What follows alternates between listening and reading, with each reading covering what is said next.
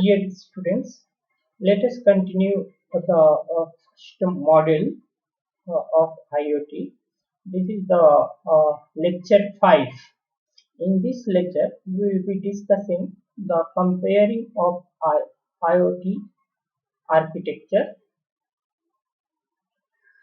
Uh, one Under this one, different architectures of IoT will be studying. Here, the three architecture we have taken for study is the one M2M IoT standardized architecture, IoT World Forum, IoT WF standardized architecture, and or simplified IoT architecture.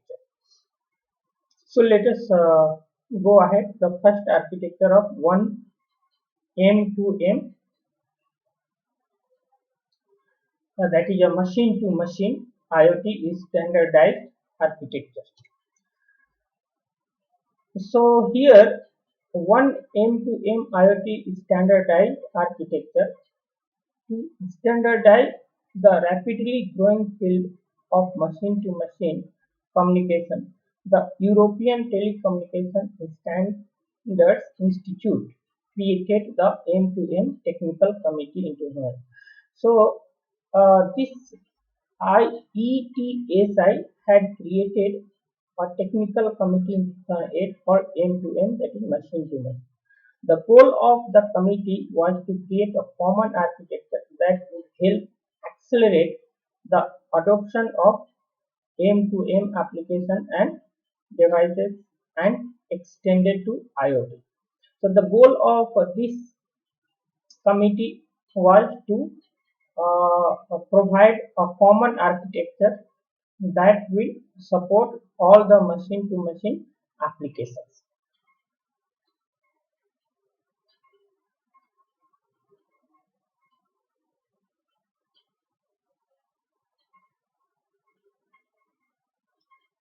So here the one M2M IoT standardized architecture, it is the three vertical applications. It is there: automotive application, home application, and energy application. Another things here, it is a parallel some layers are there, that is a common service layer, communication technologies and protocols, communication networks, communication devices, and hardware. So these are the common, since it is a parallel, so it is used by all these applications. But these are vertical, means it is for individual devices. It's a automotive application, home application, and energy application. Another thing, it is a network layer. The application layer, it has a smart energy, asset tracking, and fleet management. And service layer, we have one M2M include a common services horizontal framework supporting RESTful API. Network layer, applications talk with the API to communicate to sensors. So this is the one M2M IoT standardized architecture. Let us discuss. So it has the three layers: application layer, service layer, and network layer. As we are seeing in the diagram, it is application layer, service layer, and network layer. So under the application layer, the one M2M architecture gives more attention to connectivity between devices and their applications. So this domain includes the application layer protocols and attempt to standardize northbound API definition for interactions with business intelligence system. So this layer, it defines more number of protocols and more number of APIs and more number of applications which will communicate among each other, and which provides the communication between different devices. So applications tend to be industry specific, have their own sets of data models, thus they are shown as vertical. So every like industry application, they have their own application, then institution or academic related they have. So every institution will have their own space. So that's why it is a vertical. Now next is service layer. So it is shown as horizontal framework act across the vertical industry application. It is shown horizontally. Why? Because horizontal models include the physical network that the IoT applications run on, the underlying management protocols and the hardware. So example is backhaul communication via cellular MPLS network, VPNs and so on. Why they are horizontal? Because it is a common for all the vertical networks, whether it is a industry network or institute network or government network. So these are the this service layer. It is utilized by every things. That's why it is a horizontal.